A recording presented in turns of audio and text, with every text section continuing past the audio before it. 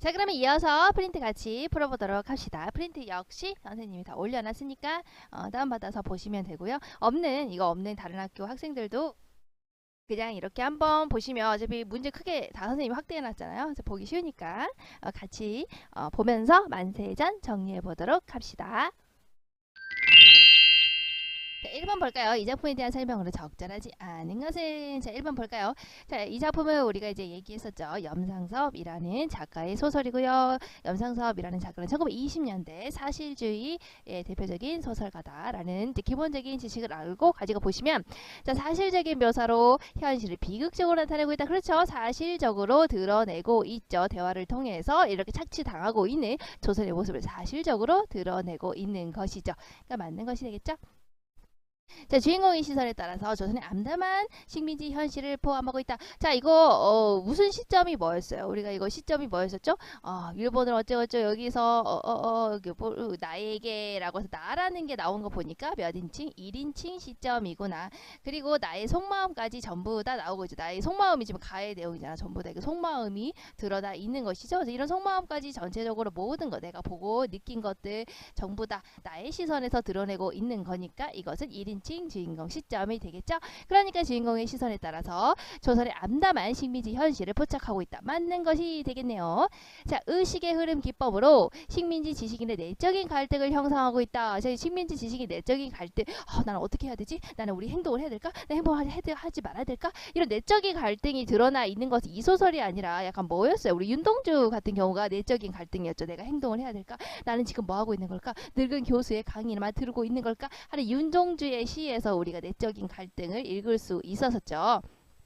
그리고 의식의 흐름 기법은 어디서 나왔어요? 우리가 앞에서 봤던 1930년대 경성의 모습, 일제 식민지의 모습을 보여주고 있는 내면에 집중을 해서 내가 생각한 그대로를 지술하는 게 의식의 흐름이죠. 여러분들 의식의 흐름 많이 하잖아요. 생각이 흘러가는 대로 쓰는 거예요. 흘러가는 대로 쓰는 거, 생각하는 대로 쓰는 거, 그냥 생각나는 대로 막 쓰는 거. 그러니까 인과관계가 없었죠. 원인과 결과 같은 게 없이 그냥 내가 마음대로 생각하는 대로 쓰는 거. 이거 어디서 나왔어요? 1930년대의 모더니즘 설명할 때 박태원의 소설가 구보씨의 1일 공부할 때 나왔었죠. 소설가 구보씨의 1일. 그래서 어땠어요? 소설가 구보씨가 하루 동안에 돌아다니면서 보고 느꼈던 것을 그냥 생각나는 대로 기술했죠. 그것을 의식의 흐름 기법이 되는 것이겠죠. 근데 여기는 아니죠. 사실적으로 드러내고 있고요. 여기서는 일본인들의 대화를 통해서 간접 제시, 그리고 내 마음은 속마음을 있는 그대로 드러내는 서술이라는 바로 직접 제시라는 방법을 통해서 드러내고 있었죠. 4번을 볼게요. 대화를 통해서, 그렇지, 일본인들의 대화를 통해서 조선인을 착취하는 일본인 사업가의 모습을 구체적으로 묘사하고 있다. 그렇지, 대화라는 간접 제시를 통해서, 대화를 통해서 간접적으로 내가 알게 됐잖아. 나라는 주인공이 일본인들의 대화를 통해서 조선을 착취하는 일본인들의 그 모습을 알게 됐었죠. 그게 어디서부터 어디까지예요? 여기 나에서부터, 이 가부분은 이제 주인공 나의 속마음이었고, 여기서부터가 일본인들의 대화였죠. 나다라가 일본인들의 요 대화죠. 대화를 통해서 묘사하고 있구나. 맞는 것이 되겠죠. 자, 데이비드라는 인물을 등장시켜서 당시 조선인들을 대하던 일본인들의 생각과 태도를 잘 드러내고 있다. 그렇죠. 자, 뭐였어요? 우리 보시면은 데이비드라는 인물, 여기서 뭐가 있어요? 내가 조선인들을 500명 모아다 주고 돈 벌었고요.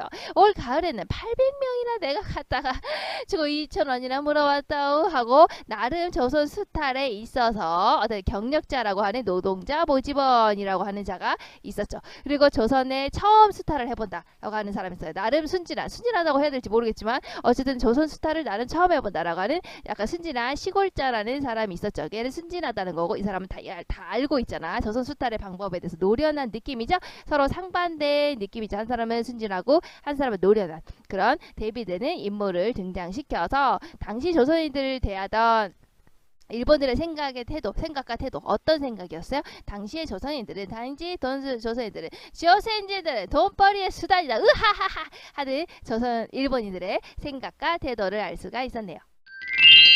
자, 그 다음 6번 보도록 합시다. 자, 보기에 해당하는 표현을 본문에서 찾아 이 두 어절로 쓰시오. 여러분들 음절이 뭐예요? 음절은 글자 하나하나죠. 그러니까 여기서 노동자면 이게 하나. 그러니까 노 하나는 거 하나. 그 하나에 하나. 그리고 동 하나 이렇게 하나 둘 이렇게 해서 이거는 몇 음절. 이렇게 되면 2음절. 이렇게 하면 몇 음절? 3음절이 되는 거예요. 어절은 뭐야? 어절은 띄어쓰기 여러분. 띄어쓰기라고 생각을 하면 돼요. 그러니까 띄어쓰기가 된 거야. 두 번 띄어쓴 거. 그러니까 조선 노동자들 어때요? 하나 띄어쓰기 하나 두 개 됐죠? 요렇게가 이 어절이 되는 겁니다. 알겠죠? 이 음절은 뭐라고? 한 글자 물지 이렇게 한 글자 이게 이 1음절 2음절에서 이렇게 한 글자 어절은 띄어쓰기. 그래서 하나 둘 띄어서죠. 이렇게 저 한 번 띄고 이렇게 띄고 그래서 이렇게 해서 이 어절이 되는 거예요. 요건 몇 음절이에요? 이렇게 해서 요렇게가 이 어절이 되겠죠. 그렇죠? 그래서 촌뜨기가 이렇게 노동자 이렇게 하면 이 어절이 되겠죠. 이렇게까지 하면 3어절이 되겠죠. 아시겠죠? 이렇게 띄어쓰기 생각하시면 되고요. 음절은 하나의 글자 하나하나라는 것을 기억을 하세요. 여러분들이 시험 문제 내다 보면은 여러분들 이런 거를 헷갈려갖고 틀리더라고. 너무 아깝잖아. 답을 아는데 내가 어절을 몰라서 내가 음절을 몰라서 틀린다는 건 너무 아쉬운 일이기 때문에 잘 알아둡시다. 자, 이 어절로 쓰시오. 자, 조선 사람들이 일제에게 나라를 빼앗긴 현실에 무관심하다. 그리고 투철한 민족의식이 없다. 정신이 마비된 것 같다. 이거 아침에 여러분들 보면 약간 이런 느낌이에요. 무관심하고 정신이 마비된 듯한 느낌. 제 생각이에요. 여러분들 아침에 보면 무관심하고 수업에 무관심하고 정신이 마비되어 있는 듯한 모습.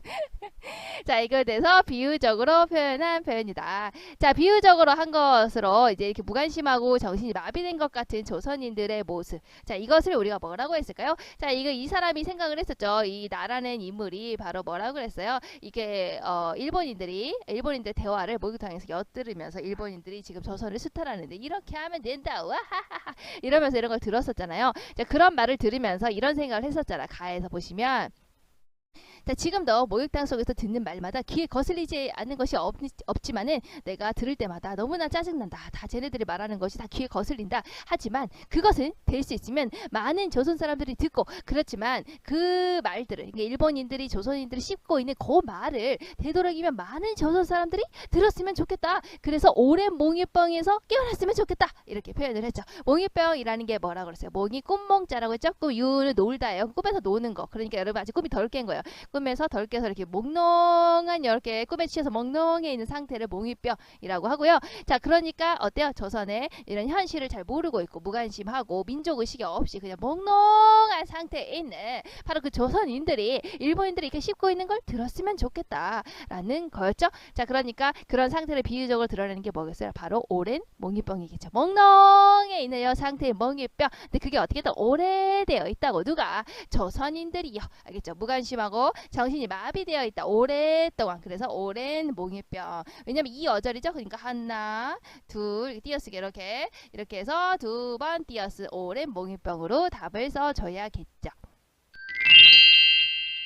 다음 7번 볼까요? 이 작품에 나와. 이 작품에 나는 누구예요? 바로 주인공 이나가 되겠네요. 자, 보기의 형식 이거 공부했죠. 방금 학습활동에서 했어요. 이강수의 무정에 나오는 거죠. 이강수의 무정은 무슨 특징을 가지고 있다고요? 1960년 1910년대 죄송해요. 1910년대 개화기가 지나가고 1910년대 계몽주의를 대표하는 소설이라고 했었죠. 개 어떤다고 오픈 열어 제낀다고요. 뭐라고 했어요? 이거 어리석음에서 깨우쳐주는 거. 어리석음에서 떨어지게 만들어주는 거, 어리석음에서 벗어나게 해주는 거, 그것을 우리가 이제 계몽주의라고 했었죠. 자, 근데 이강수는 어떤 특징을 가지고 있었다고 했죠? 바로 어리석음에서 벗어나게 해줘야겠다. 누구? 바로 이 조선의 민중들을. 근데 그걸 누가 하는 것이다? 바로 지식인들이 하는 것이다. 무엇을 통해서? 교육을 통해서 하는 것이다. 라는 게 바로 이 사람의 특징이었었죠. 그래서 우리가 공부하러 가는 거예요. 교육을 통해서 이 사람들을 깨우쳐주는 거예요. 무지몽매한 자들을 내가 깨우쳐줘야 하는 것이에요. 그것을 누가 한다고요? 바로 공부하는 우리 지식인들이 하는 것입니다. 우리가 하지요. 라고 하는 내용이 있었죠. 자, 그러면 비교를 해볼까요? 자, 이나 방금 우리가 만세전에서 나와 형식은 모두 당대 현식을 부정적으로 인식하고 있다. 그렇지. 나쁘다는 것을 알고는 있었죠. 둘 다. 나 같은 경우에는 만세전에 나 같은 경우에는 일본인들 대화를 통해서 알고 있었죠. 자, 형식 같은 경우에 형식 무정의 주인공 형식 같은 경우에는 교육을 통해서 조선의 현실을 극복하겠다라고 하는 의지 있죠. 공부하러 가는 거 누구 때문이에요? 바로 이렇게 새로운 문명기에 새로운 생활의 기초를 채워서 이 사람들을 바꿔줘야겠다라고 하는 것이죠. 그러니까 교육을 통해서 계몽을 하겠다. 맞죠? 자, 나 바로 반세전에 나는 문제를 인식하여 문제를 알고는 있어요. 하지만 개선하기 위한 실천적인 행동을 제시하지 못하다. 그렇지. 도망치듯이 일본으로 가버렸었죠. 딱히 행동을 하고 있지는 않다라는 것이었죠. 그러니까 맞는 것이 되겠죠. 4번을 볼까요? 형식은 자 무정에서의 형식을 계몽적인 시선에서 한 단계 나아가서 조선의 독립이라는 궁극적인 문제, 궁극적인 해결책을 제시하고 있고 그렇지 않죠. 이게 한계점이었죠. 계몽주의지만 교육을 통해서 무지몽매한 자들을 내가 깨우치겠다. 이 사람들을 내가 어리석으면서 구제하겠다라고 했지만 거기에만 머무르고 있다고 했죠. 그게 한계라고 했었죠. 자, 교육을 통해서 이 사람들의 어리석음을 내가 깨우쳐 주겠다. 그러면 모든 문제가 해결됩니까? 아니죠. 제일 궁극적인 문제가 뭐예요? 지금 현재 조선의 독립 아니에요. 조선의 독립까지는 가지 못했다. 단지 교육을 통해서 해결할 수 있다. 교육을 통해서 내가 무지몽매한 자들을 깨우칠 수 있다. 그거에만 머무르고 있다라는 게 바로 이 무정에 나오는 형식이라는 사람의 한계다라고 볼 수가 있습니다. 그러니까 답은 4번이 되겠죠. 자, 5번 볼까요? 나는 저기 만세전에 나는 정치나 시대에 무관심하다가 그렇지 식민지 조선의 현실을 깨달으며 정치나 시대에 관심을 가지고 있군. 하지만 구체적인 행동은 하지 않고 있다. 자, 우리가 앞에서 보시면 요 앞에 보시면은 이 사람이 딱히 관심이 없었죠. 딱 그리 적개심이나 요 다른 색깔로 해볼까? 그리 적개심이나 반항심을 일으킬 기회가 적었다. 나는 딱히 뭐 그 당시에는 뭐 귀국할 때 뭐 약간 나를 성가시게 할 때만 귀찮기도 하고 분하기만 했었다. 그렇지. 그러니까 딱히 나는 민족의식 같은 게 굳이 의식해 하지 않았다. 그런 게 딱히 없었다. 무관심했다. 정치나 사회 같은 데 나는 관심이 딱히 없었다. 여기 나오죠. 또 여기 보시면 원래 정치 문제 흥미가 없었던 나는 그러니까 별로 그렇게 흥미가 없었다. 했다가 어떤 다였어요? 바로 일본인들의 이런 대화를 듣고 알게 됐었죠. 나는 여기까지 듣고 깜짝 놀랐다. 이렇게 하고 알게 됐죠. 그렇죠? 조선의 현실을 깨닫게 됐죠. 그러면서 정치와 시대에 조금씩 관심을 가지게 됐죠. 어떻게 여기 나와 있죠. 알게 돼서 야 그렇구나. 이 불쌍한 조선의 노동자들이 속아서 지상의 지옥 같은 일본 각재 공장과 강사들로 몸이 팔려가는 것이 모두 이런 도적놈 같은 협작 불황배 술중에 빠져서 속아 넘어가는구나 하고 생각을 하며 라고 했죠. 깨닫게 되었죠. 그래서 요 앞길을 보시면 짠짠 보시면 그쵸 식민지 조선의 현실을 깨닫게 되었죠. 그래서 정치나 시대에 관심은 가지지만 뭐라고 구체적인 어떤 행동을 하지는 않는다고 아시겠죠? 그러니까 답은 4번이 되네요. 아까 계목에만 머무르고 있는 게 한계였으니까. 자, 8번을 볼까요? 자, 8번에서 가와라의 내용과 일치하지 않는 것은 자, 나는 자, 만세전에 나는 일본에서 민족적인 울분을 느끼지 못했다. 자, 일본에서 딱히 민족적 울분을 느끼지 않았었죠. 보시면 내가 일본으로 건너간 뒤에는 나한테 뭐라고 하고 귀국하는 길에 막 나한테 조사를 하고 막 성가시게 하고 그럴 때만 귀찮고 분하고 그때뿐이지만 딱히 나는 적개심이나 반항심 같은 걸 없었다. 그러니까 딱히 관심이 없었다. 그러니까 굳이 나는 민족적인 관념 같은 게 없었다. 라고 얘기를 하고 있죠. 자, 그러니까 민족적인 울분을 느끼지 못했네요. 그쵸? 자, 나는 표독한 위인을 부정적으로 바라보겠다. 자, 표독한 위인이 누구예요? 자, 앞을 보시면 표독한 위인이라고 하는 거 여기에 나오죠. 나에서 표독한 위인 요 누구야? 바로 노동자 모집원을 말할 때 지금 이 사람 표독한 위인이 충동하는 수작이다. 이렇게 얘기를 하고 있죠. 자, 이 사람을 부정적으로 바라보고 있는지를 어떻게 알고 있어요? 이렇게 어휘를 보면 알 수가 있어요. 이 사람을 어떻게 지칭을 하고 있는지 보시면 우리가 어휘를 알 수 있죠. 자, 표독한 위인에 대해서 이 사람이 쫙 이렇게 얘기죠. 이런 식으로 빼오는 거예요. 얘기를 하니까 나는 그 사람에 대해서 어떻게 생각이 드는가? 웃음을 짓고 있는데 그 사람은 교활한 놈이다. 교활한 웃음이라고 하는 어휘. 그렇죠? 그리고 이런 사람들에 의해서 팔려가는구나. 근데 그 바로 표독한 위인에 대해서 뭐라고 말했어? 이런 도적놈 같은 협작 불황배 이렇게 얘기를 했죠. 그러니까 부정적으로 보고 있구나. 또 그자의 얼굴을 뭐라고 해서 상판떼기를 쳐다보고 있다라고 하는 걸 봤을 때 우리가 바로 표독한 위인을 부정적으로 보고 있다는 걸 어휘를 보고 알 수가 있는 겁니다. 부정적으로 보고 있죠. 자, 나는 민족적 타락에서 벗어나려는 결심을 했다. 나는 민족적 타락에서 벗어나려고 하는 결심을 했나요? 민주주의 타락이라고 하는 거는 여기에 나오죠. 가 부분을 보시면 이제 그거 얘기할 때 나왔었죠. 바로 적개심이라든가 이제 뭐 그 감정 얘기할 때 그랬었죠. 자 여기 보시면 여세로 아이 근데 흥분하지 않아서 딱 보면 적개심이라든지 화가 나는데 반항심, 반항하는 감정이라든지 보통 이것은 자동적으로 그냥 막 생기는 것이 아니라 이성적으로 이지적으로 막 생기는 것이 아니라 당하면 일본인한테 당하면 일본인들의 지나치는 말이나 그 싸가지 않은 태도를 당하면 비동적으로 내가 적개심과 반항심이 생긴 이 자식 이렇게 생기고 또 감정적으로 생기는 것이지 내가 논리적 이지적으로 생기는 것이 아니다. 그런데 그것은 반드시 가져야 된다. 왜? 그것을 가져야 이 적개심과 반항심이라는 것을 가져야 조선 사람으로 하여금 민족적인 타락에서 스스로 구해야겠다는 자신을 깨닫게 해주는 기념 원동력이 될 것이다. 내가 여기서 벗어나야겠다라는 생각을 가지게 만들어준다라는 거. 뭐가 바로 적개심과 반항심이라는 감정이었었죠. 하지만 여기서 문제가 뭐였어요? 내가 민족적인 타락에서 벗어나라는 결심을 했다. 이제 그런 내용은 아니었죠. 내가 이 민족적인 타락에서 벗어나겠다. 하겠다. 하지는 않았죠. 이 사람은 딱히 구체적인 행동 같은 거 하지 않았어요. 자 그러면 일본인들은 조선인들을 속여서 일본의 공장과 광산에 팔아는 게 다 어디서 찾을 수 있나요? 이 앞부분을 보시면 다 부분에서 나왔죠. 난 여기까지 듣고 깜짝 놀랐다. 그 불쌍한 조선의 노동자들이 속아서 지상의 지옥 같은 어쩌고저쩌고 해서 공장과 광산으로 몸이 팔려가는 것이 하고 나왔죠. 자 그러니까 이것은 맞는 답이 되겠네요. 자 5번을 볼게요. 천택기는 노동자 모집원의 충동지를 의심 없이 받아들이고 있다. 그렇지 않습니까? 그렇지 딱히 막 의심하고 있고 그러지 않죠. 에이 그런 게 어딨어요. 에이 모르겠는데 뭐 이런 거 하지 않죠. 와 그렇구나 대단하다 이렇게 받아들이고 있죠. 그러니까 딱히 의심 없이 받아들이고 있네요. 자 그럼 9번을 볼까요? 자 기억의 이유로 가장 알맞은 것은 자 이거죠. 일본인들의 대화를 듣고 내가 뭐라고 했어요? 나는 여기까지 듣고 깜짝 놀랐다. 우와 그렇게 놀랐다고 했죠. 왜? 그 불쌍한 조선의 노동자들 야 나 이 대사를 지금 몇 번 하는 겁니까? 으악 어쨌든 지상의 지역 같은 일본 각지의 공장과 광산으로 몸이 팔려가는 것이 모두 이런 도적놈 같은 협작 불황배의 술증에 빠져서 속아 넘어가는구나 라는 생각을 하면서 난 놀라지 않을 수 없었다. 이렇게 조선이 수탈당하고 있는 것이구나 라는 것을 깨달았기 때문에 놀랐다는 것이겠죠. 자 그러니까 답은 몇 번이겠어요? 2번이 되겠죠.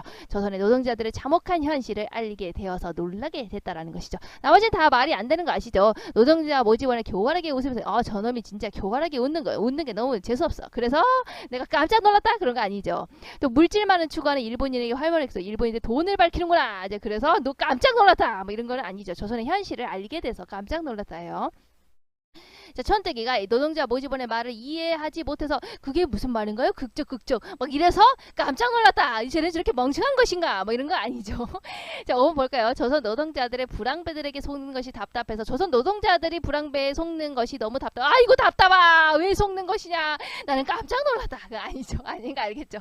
깜짝 놀란 것은 조선을 저렇게 수탈을 하는 거구나. 그리고 그거를 자랑스럽게 얘기를 하는 거구나. 라고 하는 이제 그 조선이 수탈 당하고 있는 현실에 너무나 깜짝 놀랐기 때문에 깜짝 놀랐다라고 표현을 한 겁니다. 자 그럼 여기까지 하면 프린트까지 다 풀었네요. 그럼 다음 시간에 뭐 할까요? 다음 시간에 우리 벼 하도록 합시다. 다음 시간에 만나요. 안녕.